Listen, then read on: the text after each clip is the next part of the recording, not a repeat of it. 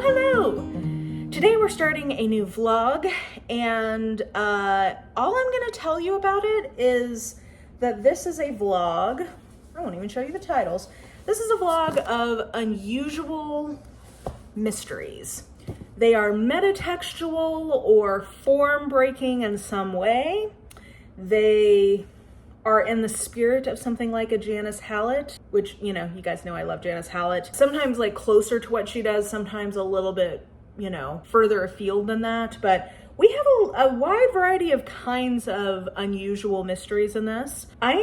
Of these, I think I am almost certain I'm gonna like one of them, just based on the number of times it's been recommended to me. The rest really are kind of a crapshoot, and I'm prepared to not like any of them. I'm prepared to like all of them. We will find out together. But I am hoping, I'm working on a couple of mixed media writing projects. So I'm hoping that this vlog will help me get kind of in the mood to get back into that now that the end of the year has happened and I'm kind of hunkered down and hopefully writing some more. So this is gonna be interesting. I have not pre-read anything in any of these because I knew I was going to read them no matter what. So I could hate I don't know. This is a very blind. Should I tell you the one that I think I'm gonna like? Yeah, I'll call my shot. Okay, the one that I'm pretty sure I'm gonna like just based on how many of you guys have told me I would like it because I like Janice Hallett is Murder in the Family by Kara Hunter. So this is the only one that I have some expectation that I will like. The rest, I'm going in as a blank slate, so let's go on this journey together. Hi there. I should mention this at the top of this video. My camera, there's something wrong with the exposure regulation, and it also has this weird black line on it right now, which wasn't evident to me when I was doing batch filming. Love that for me. So now I'm on my phone, so the angles are gonna be a little limited, if anybody cares about that. Okay, first book, Can You Solve the Murder by Anthony Johnston. This is basically a choose your own adventure mystery. So everybody starts in the first little section and you automatically get option on the very first section about what next step you're gonna take. And from there, you get some clues, but not others. And eventually it will wind around to you solving the murder, hopefully. I had so much fun with this.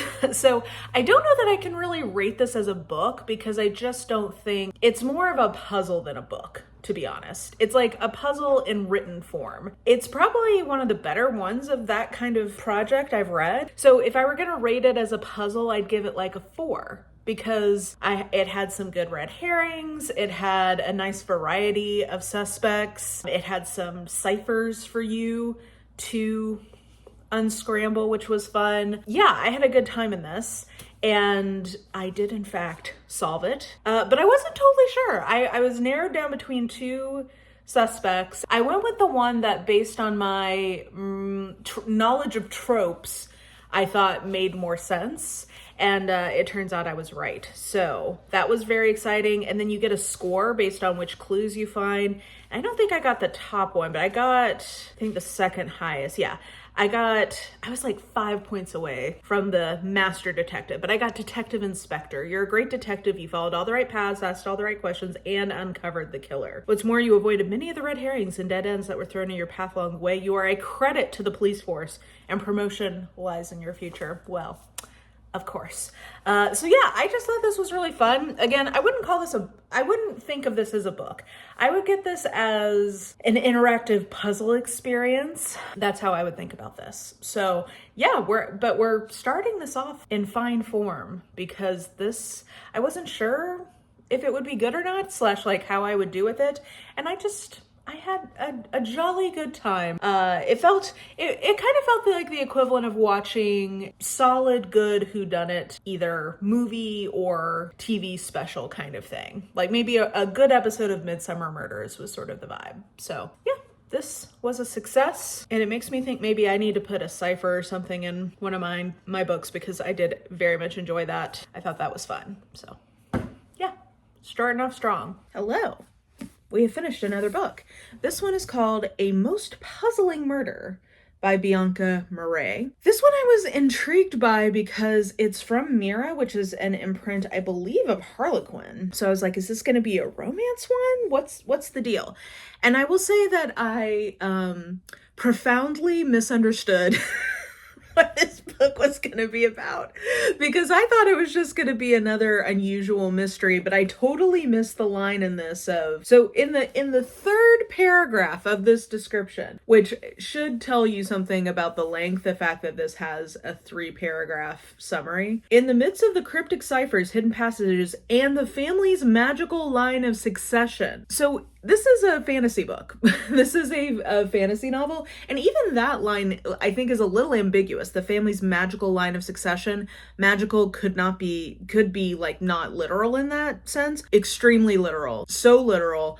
This is a magic family of magical, like the paterfamilias is the sorcerer king. Okay. And he's gathered all his kids together because he wants to do something. I mean, it takes a while for it to happen, so I'm not going to give you all the details, but like, he's gathering his kids together. We've got our main character who is an orphan and gets a mysterious invite. You know, you can read between the lines as to what might be going on there. Discovers that this magical world is real and is solving mysteries. I thought this was going to be a straight up choose your own adventure style book, but it's not. And for that reason, I do feel like I can rate this as a book, because it is more book than puzzle, but it does include some puzzle elements. There are some like clues you can decipher, you know, like there's little symbols, there's math stuff, there's word scrambles, like there's some fun little puzzle stuff in here, which I enjoyed. And there's a couple of choose your own adventure moments, but they're completely inconsequential, because no matter which route you choose, it routes you back to the same place, except for the very, very end. So I would not pitch this as a choose your own adventure. I would not even really pitch this as a puzzle. I would say that this is an unusual mystery that has a lot of ciphers and stuff for you to solve and some light alternate pathing, but this is pretty linear. If I were gonna rate it as just a book, I'd give it like a 2.5. Because it did include some of those puzzle things that were just fun and engaging, I would give this a 3-star. This reads very fan fiction-y, and once I accepted and was cool with that, I liked it a lot better. I would not say that this is like a super developed book, super developed story, and I would say the mystery was the least interesting part of it. Like, I mostly was caught up in the backstory stuff and the character relationship stuff. I wouldn't call this a romance. There's some romantic elements in it, but I wouldn't call it a romance either. Yeah, it's a weird book, just basically is kind of the bottom line. And I wouldn't say it's great, but it was entertaining. So like, as an entertainment, I would recommend this, but I would not, like, yeah, I don't know. I wouldn't say this is one you gotta read, but if you are interested in any of that and you're down for just some jolly japes, this was a fun time. A weird book though, gotta say. Not what I was expecting to read. Okay, I finished another book. Is it 2026 and have I taken down my Christmas tree yet? No. But here we are. I finished Strange Pictures by Uketsu. This I saw on a few people's end of the year, or like, I feel like I've seen this kicking around in the last year on social media. It's it's in translation from Japanese, and it is a mixed media primarily with pictures. There's lots of like little pictures and charts throughout that are significant to the plot. It is, I would say, I don't think you should really know much about this going in, to be honest. It's probably describe this as 4 interconnected short stories that are mysteries. They ultimately come together. I would say it has a little, maybe a slight element of horror, but this is pretty solidly mystery thriller. I would say that the individual stories, or like kind of chapters or components of this, varied pretty significantly in quality. I feel like there's one to me involving a hike, I guess I'll just say, that I thought was very clearly the strongest of the installments. I think the pictures were an interesting element of this, and I tabbed a couple of things in terms of how they did some of their formatting on some of their mixed media stuff that I was like, ooh, I like that format. I'll see if that kind of format could work for some of the stuff I'm working on. So yeah, I liked this. I was entertained by this. It had some things that surprised me, mostly things that seemed you know, kind of like where the story was going. So I would say this is a 3-star story that I'm gonna give an extra half star to because I do like the mixed media elements in this. And it was a very quick read. It was fun. Yeah, I thought this was good. I don't know, I believe that there's maybe a series of these. I don't know that I need more of this, but I found this enjoyable, like a lovely little entertainment. And you guys know that I'm loving stuff in translation from Japan recently, so happy to add another to my list of growing context and repertoire of the Japanese mystery thriller tradition. So yeah, I would say this didn't wow me, but I did enjoy this. So B+, 3.5 stars. Glad I read it. Okay, so I have finished another book that I have complicated feelings about. So West Heart Kill by Dan McDormand. I was expecting I might DNF this. I was expecting I might hate this. And I ended up not liking it, but like way in a very different way than I thought I might. I was under the impression that this was just like unreadable, that it was so densely metatextual that it was unreadable. Now I will say that this is probably as metatextual as one could be before veering into something like the Choose Your Own Adventure one we talked about already. This is extremely metatextual. It's addressing the audience directly at some points. It has breaks to have like essays about the history of the murder mystery genre. Honestly, those were my favorite parts of the book. So I really liked all the metatextual stuff. The problem with this book is that it doesn't have a very good actual murder mystery going on. So it's set in the 70s at this sort of like ritzy hunting club for a bunch of rich assholes, I guess. I forget where. It's somewhere in the US. Maybe upstate New York, I don't know. There is a death, there is an investigation. Like it has the bones of a murder mystery or like of a mystery novel, but the narrative is just not that good. Like it's not a very good mystery. So all of the metatextual stuff that's happening is kind of in service to a meh plot. That just means that it's kind of dull. I mean, whenever I got to the cool metatextual stuff, I would like perk up and be like into it. Like there's a word problem. I thought that was a really cool idea. There's like a quiz at some point asking you like what you think is going on. So like there's some really cool metatextual stuff in here. And like I said, I love the essays. I thought those were honestly the best part. I was like, okay, I guess this is like a 2.5-ish. But the ending of this is I hate it. I like hate the ending of this. And I can't really tell you why, because it would be obviously it's the ending. It would be a spoiler, but the ending I think is just like such a cop-out and I hate it.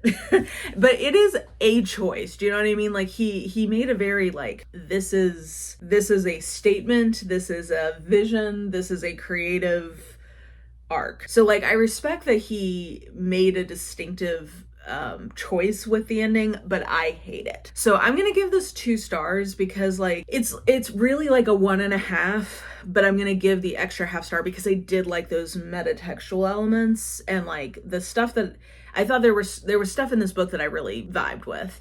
But so I feel like a rating starting with a 1 doesn't feel quite right to me.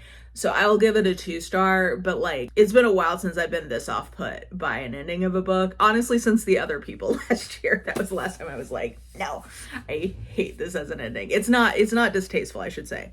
It's not like it's offensive or distasteful or like a bad ending. It's just one I personally did not enjoy. I'm glad I read it. It was, I've not read much like it, I have to say. I'm trying to think. That Hazel Ward book last year might be kind of a close comp to this. That's probably the closest thing that I've read to this. All of the cool, weird elements only work if the core mystery is worth reading. And this one kind of wasn't, in my opinion. So, yeah. Moving swiftly onwards. Hi. I'm about to go to bed, but I thought I would tell you that I finished Murder Your Employer. And I think I have a hot take on this, which is this is set at a school to teach you how to murder somebody. and your thesis to graduate is doing the murder. They call them deletions. The school part, I'm guessing, it's like what drew me to the book and what I thought I was going to like best about it. But I actually didn't really enjoy that part because that part is mostly told in diary form from our main character. There's kind of 3 main characters, but really it's like a main character and then 2 prominent side characters. And the main character, I like him fine in normal narration, but I really did not like the writing of the journal. So I found the writing in that to be pretty tough. So I didn't really enjoy the first half of the book. I would give it it was fine. I would give it 2.5 stars, but I really liked the second half of the book when it's not mostly told in his journaling. And actually his journaling doesn't bother me as much in the second half of the book because it's more broken up. There's only just little bits of it. And I would give that 4 stars. So I think, what is that, 3.25? I guess I'll give this a 3 star, but I feel like that's a hot take because the thing that drew me to this was the school. And that ended up not being what I was as into. But I do have to say, maybe one of the most beautiful maps I've seen in a book. Loved that. And then there were a couple of fun, there's the journal entry part. The framing device is that it's a textbook for the school. So I thought that was a fun conceit. We've got school schedule. There's a couple of fun sort of mixed media, metatextual elements of this. In general, I would say this isn't super mixed media. It's more metatextual, if that makes sense. There's not a ton of non-narrative things happening, but it is very self-aware, as a thriller. So yeah, 3 stars. Not a rousing success, but good enough. Enjoyed it. A pleasant way to pass an afternoon once I got out of those diary entries that were bumming me out. Okay, I think I have run out of time, so I have one last book to share with you, and then I'm gonna have to end the vlog 1 book early because I added a book. So I was originally gonna read 6, then it was 7, but I just had time for 6. So I'll show you the last book I didn't read because I will definitely be reading it sometime soon. But my last book I did read was Murder in the Family by Kara Hunter. Complicated feelings about this because absolutely immersed in this book. I loved it in the sense of entertainment, but I have problems with the actual solution to the mystery. And I did call the solution within the first 30 pages. I don't do this all the time, but whenever I'm oh, I know who did this. If I'm confident enough, I flip to the end and see if I'm right. And I was.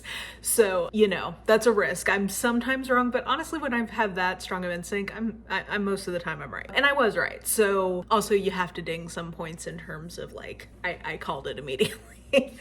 But anyway, let me tell you the premise of this. So this is another mixed media one, and this one is told basically as a teleplay of a true crime documentary. And I think that maybe the thing this book does the best is evoke the true crime vibe.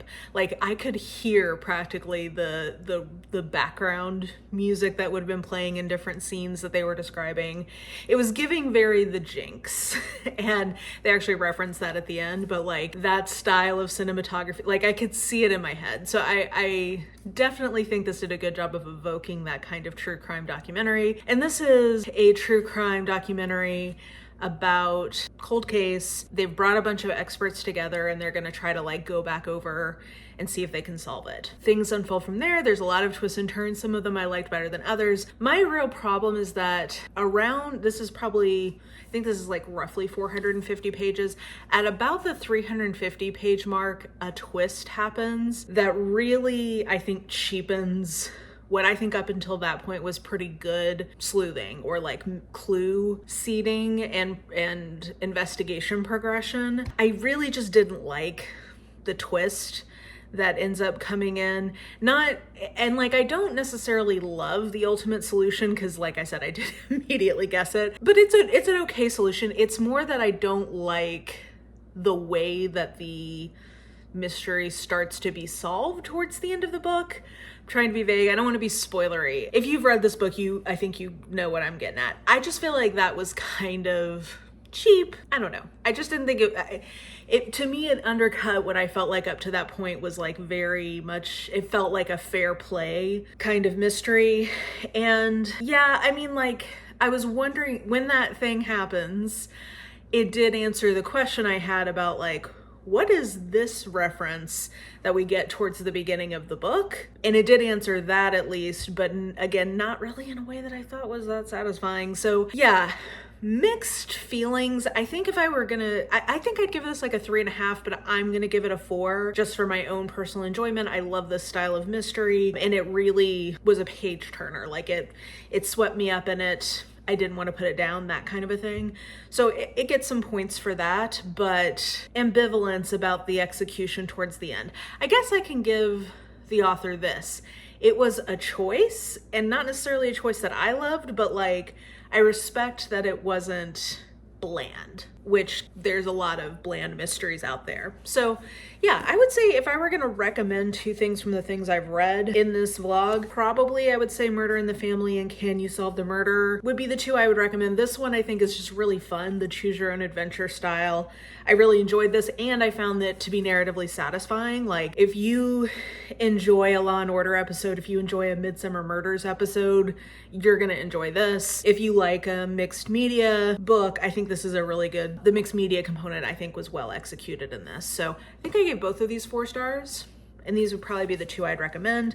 The one I didn't get to, but that I will read soon, is True Crime Story by Joseph Knox. And actually probably good to give some space to it because I think it's formatted pretty similarly to Murder in the Family. So if I give this a few weeks, I'll be able to have like a clean slate with it. So that may have worked out for the best. The other things I read, I'm trying to think if I would actively dissuade you from any of these. I would say I'd only recommend this if you like fantasy, because this is really sort of like a family intergenerational drama around paranormal stuff with a mystery plot, but I think this is more fantasy. I thought this was fun, and like maybe if you like a mixed or like an unusual mystery and you like an interconnected short story kind of situation, I'd recommend this. I believe this is also on Kindle Unlimited, so I'm gonna check out the sequel from there, but you know, this was good. I'd recommend this. I don't know that I really recommend this to much of anyone, in part because I hated the ending, but also like, I don't know, it's so I guess if you enjoy metatextual books and you're okay with the actual plot and story of this not being great, and you just want the metatextual elements, that would probably be about who I would recommend this to.